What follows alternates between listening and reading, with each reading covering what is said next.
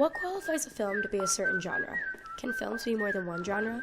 The director of the movie that I have chosen for this essay breaks many rules and regulations when it comes to defining a genre. Quentin Tarantino, director and writer of films such as Pulp Fiction, Reservoir Dogs, and the focus movie for this essay, Kill Bill, in particular Volume 1, is known for creating movies that cross genres and keep audiences guessing what's coming next. Pushing the boundaries is Tarantino's style. His filmmaking choices rely on his quirky and distinctive editing techniques. I would argue that the choices he makes result in the consequence of extreme shock by the viewer and the feeling that you yourself are personally involved. There are many films where Tarantino makes the viewers feel sympathetic towards certain characters that you would have never thought to feel that way about, just to then juxtapose it with a completely different feeling about them in the end due to a drastic change in action. That was fucking trippy. This can be seen in the film Inglourious Basterds, where Tarantino makes the German Nazi soldier Frederick seem to be sweet and kind throughout the film. He makes you want to believe that he's the good guy, and that you should feel guilty when Shoshana decides to kill him. However, in the end, spoiler alert, we find out that he was never on her side as he shoots and kills her, showing us that he was the bad guy all along. Continuing on the subject of death and revenge, I would like to now turn my focus to Kill Bill Volume 1.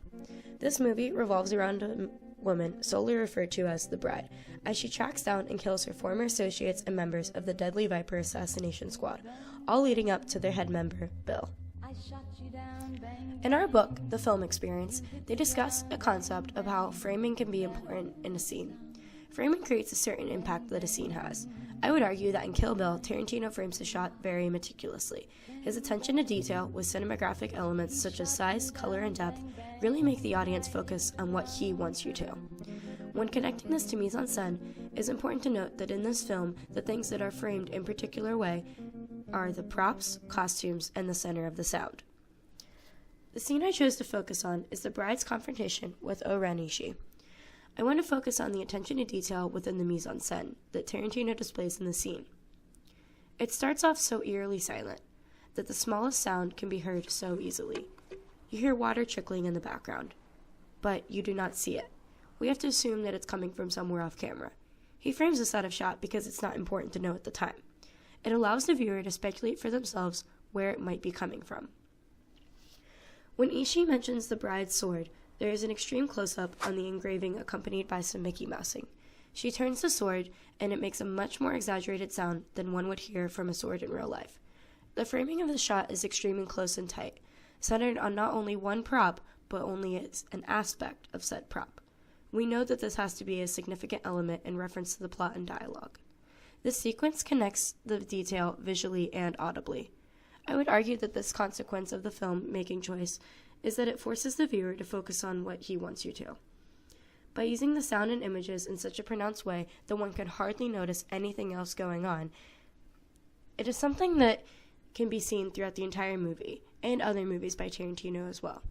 It is a way the viewer can be manipulated and sucked into a scene by becoming extremely emotionally invested. The next thing I would like to focus on is the pure juxtaposition that is displayed between the appearances between the bride and Ishii. This is their costumes. The bride is in a bright yellow and black tracksuit, covered in blood. She is very disheveled. Ishani, on the other hand, almost blends in with the setting of the snowy rooftop. She is dressed in all white, she is clean, and she is well put together. This goes back to the framing argument. He did this on purpose to allow the viewer to really feel as if they are connected to each character separately. It seems to make sense when the bride is knocked to her feet. We figured this would happen. She's a wreck, and she does not look near as trained as Ishii. However, Tarantino shocks the audience when the bride gets back up to fight. This is a common theme throughout the entire movie, and it connects directly to the rest of the film.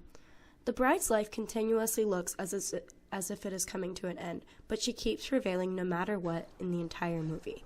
Coming back to the attention to detail of the sound of water in the beginning of the scene, it now comes into vision when Shawnee takes her first hit from the bride. The water is coming from a fountain, and it seems to be keeping the pace and rhythm of the scene. The last main extreme close-up in the shot is where we see as the scene comes to a close, when blood splatters on the clean white snow coming from Ashani's severed head. There is a strict contrast between the two. It almost connects them in a way. Ashani was clean and white, but now as she reaches her demise, she has become tainted, much like the snow that we see. Her death is a huge part of the rest of the film.